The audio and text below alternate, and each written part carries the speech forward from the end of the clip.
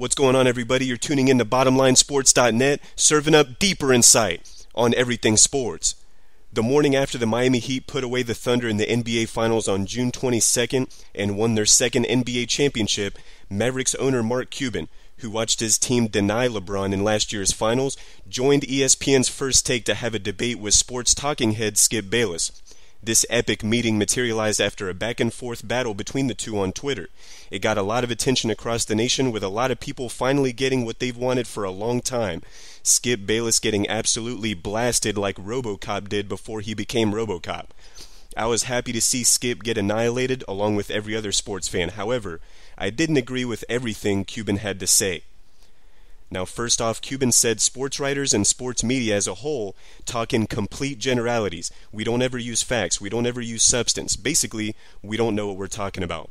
For those of you out there who are consumers of sports media, whether it be written, on the radio, on TV, or wherever, I'm sure there have been plenty of times where you're like, man, I feel like there was more to that game that I just watched. There was more than just LeBron's triple-double leading the Heat to victory. There was more than just Tony Romo's 2 interceptions. And you, just as a casual fan, can talk to your friends about it, dissect the game, and say, yeah, LeBron had a triple-double, but did you see all the turnovers they forced? Did you see how Kevin Durant never got the ball in the post once all game? Now, you and your friend might have been talking for an hour at work about how, yeah, Tony Romo threw 2 picks, but man, Dallas's left tackle had issues with the Giants' defensive ends all game long. They only allowed 1 sack, but Romo got knocked down 12 times, that kind of stuff. For those of you out there who have had those discussions, which I'm assuming is really everybody who's listening to the show right now, you did score a victory when Cuban exposed Skip and other similar talking heads for glossing over the same intricate facts that you and your friends talk about. Stephen A. Smith responded to Cuban by basically saying, well, we've got a 10-minute segment to talk about the game. Do you expect us to dive into the X's and O's and break down all the tiny nuances? And Stephen A. is under the same wrong impression that other writers and reporters are under these days, that you, consumers of sports media, don't like to hear about the X's and O's. Is that true? I hope not. I hope that's not the case. That's why I go crazy with analysis and statistics when I do episodes on here after games. I do that a lot of the time, and other times I do give you my opinion in hopes of giving you a different perspective at the same time. But wait a second. Is Stephen A. completely wrong about his assumption that fans don't want to know the X's and O's? After all, is ESPN where it is now, the worldwide leader in sports, because it's more educated on sports than any sports media outlet? Is ESPN as successful as it is because it's educated us better than any other media has? Why is it that First Take, despite having 2 highly criticized guys in Skip Bayless and Stephen A. Smith on there every morning, why does it get the high ratings that it gets if everyone is in agreement here that Skip isn't the most educated NBA analyst on the planet? Then why is it that his show has such high ratings? Well, there's a few reasons. Number one, it's because sports fans are like most people in every avenue of life. We take sides on things we like and things we don't like. We have biases, and we want to hear the best of the best stuff about our teams and the worst of the worst stuff about our teams. But number two, more importantly, First Take gets the ratings that it gets because it breaks things down in simpler terms. That's where all the generalities that Cuban is talking about, that's where they come from. The whole reason humans make generalities is to be able to understand things in simpler terms. That's why we have stereotypes about things, to organize shit in our heads easier. The question is, are those generalities valid, and are they an indication that the media doesn't know what it's talking about? Cuban seems to think that generalities like, well, that team just didn't want it as bad, is, quote, complete bull you-know-what. At least that's what he said on the show. Is that true? So does that mean that Lamar Odom wanted it as bad as Dirk and the rest of the Mavericks this season, as Stephen A. pointed out? Is it true that Allen Iverson wanted it as bad as Michael Jordan?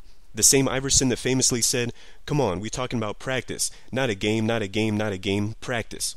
After hearing him say that, you're telling me that Iverson was just as willing to do all the little things that it took to win an NBA title? He was just as willing to give attention to the details like other champions before him? What about Tony Romo? Back in 2006, led the Cowboys into the playoffs. Dallas, one of the proudest franchises in the NFL, hadn't won a playoff game since 1996. That year against the Seahawks, he botches the snap for what would have been an easy game-winning field goal. Next year after that, Dallas gets a bye to the divisional round and plays their arch rivals, the Giants. He goes on a vacation with Jessica Simpson the weekend before. What happens?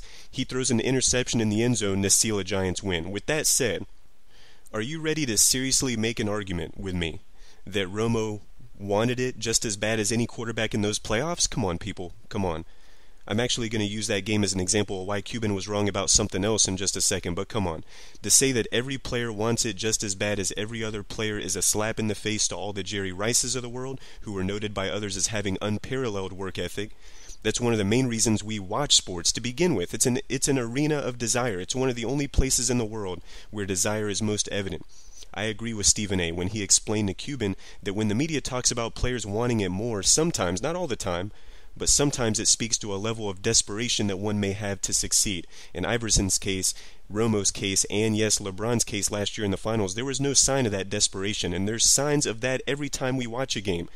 There's some basketball players willing to hit the hardwood for a loose basketball, some football players willing to lay out for a slightly overthrown pass, and there are some baseball players willing to run blindly into a wall for a single out. Also, part of the problem with the media seemingly not having facts does come from the fact that a lot of players aren't willing to speak on the record as opposed to off the record about intricate things. What player out there wants to be the one that gives away a game plan to the entire world? Remember Broncos linebacker DJ Williams? This was back in early June, just a month ago. He tweeted some of Denver's defensive formations, and then he had to delete it. Broncos fans are still calling him an idiot. No player wants to be that guy. Even if one particular media member did want to get the real X's and O's, he may never get an actual quote or any bit of info that substantiates it. There are media members that absolutely do know their stuff, but even if we want to get that quote that proves our seemingly off-the-wall perspectives, we may never get it. Sports fans have to consider that there's PR departments, media relations departments, even coaches of certain teams who lie to the media and mislead them. Trust me, I've been doing this for 10 years. It's the hardest thing about doing what we do. But back to that Cowboys-Giants game, I said I'd come back to it. Cuban said that players don't care about what's being written or said about them. That was another point that I didn't agree with. He said if you've got a good coach or you've got a good culture, they'll be ready to play no matter what. That's actually bull you know what, because correct me if I'm wrong, but didn't Terrell Owens break down into tears and sob in front of the media that game after they lost to the Giants? Didn't he basically plead the media to not blame Romo for the loss, wearing shades at the podium to hide his tears as he said, "It's not about Tony. You guys can point the finger at him. You can talk about the vacation. If you do that, that's really unfair. Really unfair. That's my teammate. That's my quarterback. We lost as a team. We lost as a team, man." Yeah, that really sounds like a guy who doesn't care about what the media thinks. Sure, there's some players who care less about what the media writes or says about them, but some players, even some of the biggest stars, as I just pointed out, absolutely care what the media writes or says about them. A third thing that Cuban said that I didn't agree with, he said that the traditional NBA box score is the most worthless piece of information in all the NBA. There's no value in it. I get where he's coming from. The box score represents the results, but not the cause of the results. I get that.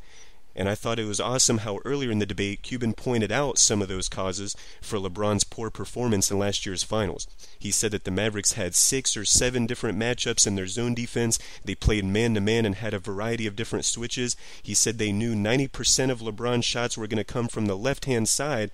If they gave him room on that weak side, he'd drive. Now, I don't doubt that those stats are accurate. I'm sure they are, and information like that deserves consideration when analyzing any NBA game. However, is there any statistic that can explain why LeBron James, quite possibly the best penetrator in NBA history, wasn't able to drive to the basket? I don't care if the Mavericks built the Great Wall of China in front of the rim. If LeBron has it in his mind that he's going to take it to the rim, he should be able to get there at least an adequate amount, and there's no stat that explains why LeBron didn't do more of that in last year's finals. All the reasons that Cuban stated that, he said he explained why LeBron performed so badly, didn't explain why LeBron played rather well in the first 3 quarters of those games either. As much as I'm an X's and O's guy, I recognize that there are human intangibles. There are mistakes, mental errors that you simply can't calculate. They just happen. It's true that some players don't perform better in high-pressure situations, just like in the newsroom. I'm in that environment almost every day. We have a midnight deadline, and there's some people who don't perform as well as others in high-pressure situations. That goes for everybody in every walk of life, and although some media does tend to sensationalize and embellish that aspect of sports a little bit, it does deserve consideration because it is part of the game, just like Cuban's information is. I mean, Cuban gave an example of how every team has coaches that keep track of everything in detailed fashion these days. For example, he said Dallas has 5 coaches who keep track of what happens in pick and roll situations, what happens in a post-up situation with LeBron, what happens when LeBron is posting, and we have this type of zone, etc. That way, the team knows exactly which way the percentages are going. He also said later in the debate that the Mavs have 10 guys breaking down game tape, breaking down elements of the game. That's awesome stuff, but even all of those things don't fully explain what's happening on that court or field.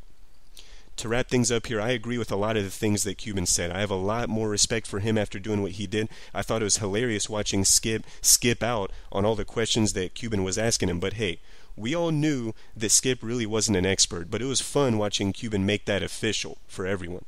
That's something that a lot of people, including me, had been waiting for a very long time. And I did believe a lot of the stuff he said, from him saying that the most underrated element in the NBA is coaching and that it's harder to find the right coach than it is to find the right players. I agree with that and many other things.